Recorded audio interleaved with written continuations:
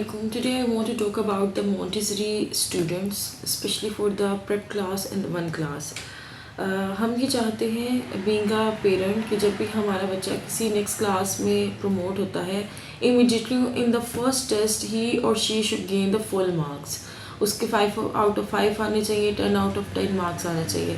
But the reason is, देखिए हम लोग अपनी 15 ईयर 16 ईयर और 18 ईयर्स की जो स्टडीज़ जो हैं वो कंप्लीट करते हैं. हम ये रियलाइज़ करते हैं कि हमारी जो स्टडीज़ थी और जो हमारा प्रैक्टिकल वर्क है या हमारी प्रैक्टिकल लाइफ है, इट इज़ फॉर डिफरेंट, एक दूसरे से बहुत ज़्यादा वो डिफरेंट है वर्किंग करने में और किसी चीज़ का जस्ट नॉलेज देने में. तो सेम लाइक दिस, जब हमारा बच्चा जो है उसके हम एग्ज़ाम क्यों लेते, ताकि हमें पता चले कि नाउ अब हमारा बच्चा कहाँ पे स्टैंड कर रहा है.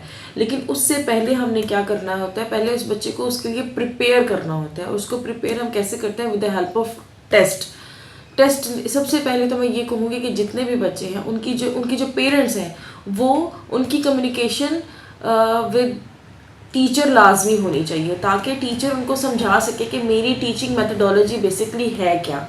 Let me give you an example. एक मैं आपको एग्जांपल देती हूँ. देखिए, अगर हम लोग चले कंप्यूटर साइंस ले लें. कंप्यूटर साइंस में जब बच्चा वन क्लास में हम बच्चों के टेस्ट ही नहीं लेते. ये एक ट्रेंड सा चल गया है कि पेपर नहीं होगा, टेस्ट नहीं होगा.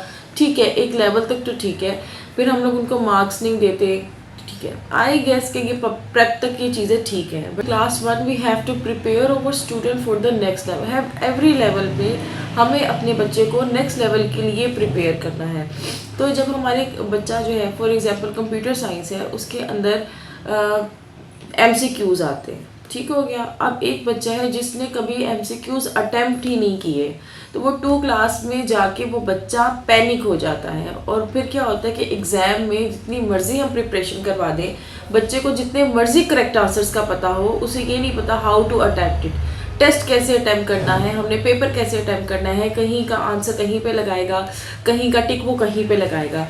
सेम लाइक दिस, अगर मैं आपसे मैथ्स के बारे में बात करूँ. अब जैसे छोटे बच्चे हैं, वो क्या करते हैं कि उनको फॉर एग्जांपल हम लोग एडिशन का करवा रहे हैं क्वेश्चन, कोई भी क्वेश्चन करवा रहे हैं, बच्चे को एडिशन आती है, how to plus, how to add, बच्चा ये समझ रहा है. बट प्रॉब्लम कहाँ पे आ रही है? जहाँ पे बच्चा हमारा ये नहीं समझ रहा कि how to prepare the copy, how to copy making बच्चे को नहीं आ रही.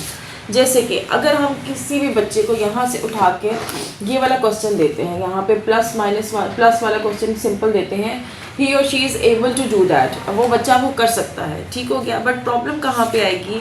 जब मैं बच्चे को ऐसा क्वेश्चन दूंगी. ठीक है, इसमें भी अब बच्चे को प्लस करना तो ज़रूर आएगा, बट बच्चे को ये नहीं पता था how to write the question, हमें क्वेश्चन कैसे लिखना है और क्वेश्चन को अटेम्प्ट कैसे करना है. उसके लिए बेसिकली क्या होता है, उसके लिए हमें बच्चे को प्रिपेयर करना होता है. बच्चे को प्रिपेयर हम कैसे करेंगे? हम जब उसको कॉपी मेकिंग करवाएंगे मैक्सिमम से मैक्सिमम. और जब फॉर एग्जांपल आपका बच्चा न्यू क्लास में अभी प्रमोट हुआ है, वो 1 क्लास में, फॉर एग्जांपल वो 1 क्लास में गया है, वो प्लस कर सकता है. उसे हम ये वाला क्वेश्चन देते हैं और हम कहते हैं कि इसको लिखें, बच्चा वो नहीं कर पाता. और क्या होता है, पेरेंट्स कहते हैं मेरे बच्चे को तो एडिशन आता था, बस उसके मार्क्स क्यों नहीं आए. देखिए, ये अभी प्रैक्टिस है. जो टेस्ट सेशंस होते हैं वो प्रैक्टिस होते हैं बच्चों की कि उन्होंने किस तरीके से टेस्ट को या पेपर को अटेम्प्ट करना है. अब एक बच्चे से आप ओरली सब कुछ सुन रहे हो, उससे वैसे जो है जब उसको हलवा मिल रहा है, उसने सिर्फ हलवा खाना है, तो दैट इज़ सो इजी. बच्चे को ये कहेंगे कि आप अपनी प्लेट के अंदर हलवे को डालो, तो उसको हलवे को डालना नहीं आ रहा, तो वो खाने तक कहाँ पे पहुँचेगा. सो इस वजह से हम लोगों को पहले बच्चों के टेस्ट और बच्चों को जो कॉपिंग मेकिंग है उसके ऊपर लाना चाहिए. अब एक बच्चा है, उसने फर्स्ट टेस्ट दिया और उसके अंदर उसके 5 आउट ऑफ 5 मार्क्स नहीं आए एडिशन में. द रीज़न इज़ उसको एडिशन आती थी, बस उसको क्वेश्चन लिखना नहीं आता.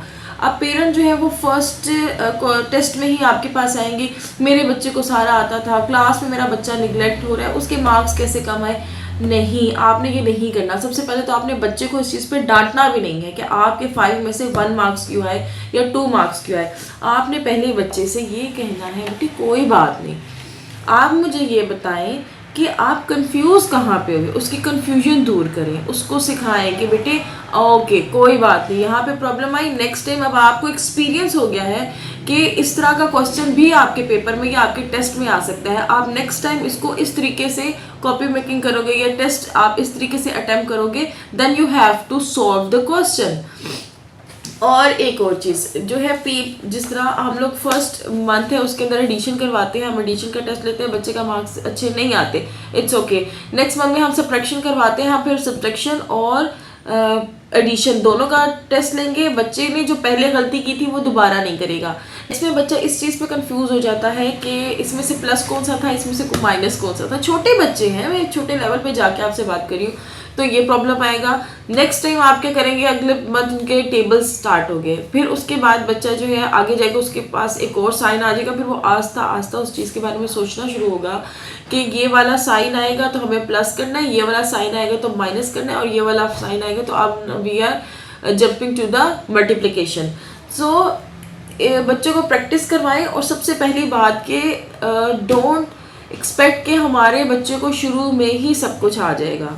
ये टेस्ट सेशन जो होते हैं, this is the preparation of exams.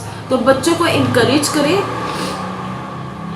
उनके टेस्ट सेशन में। अगर टेस्ट में कम मार्क्स आए तो उनको पैनिक करने की ज़रूरत नहीं है, और ना ही खुद पैनिक होने की ज़रूरत है।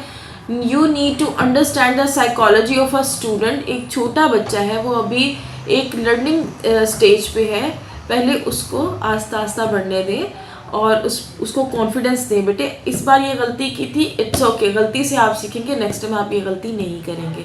So this is the process.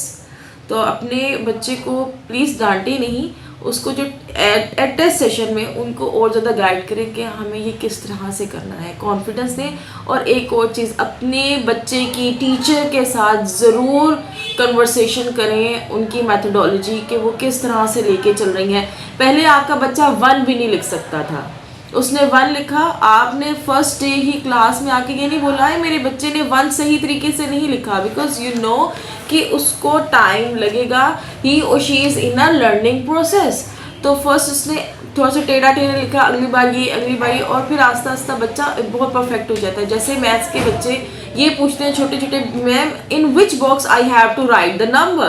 This is the start and practice makes the man perfect. We already know that. So work on it. Be confident about your child and give him or her confidence that he or she can do that. And inshallah वो exam में बहुत अच्छा appear होंगे.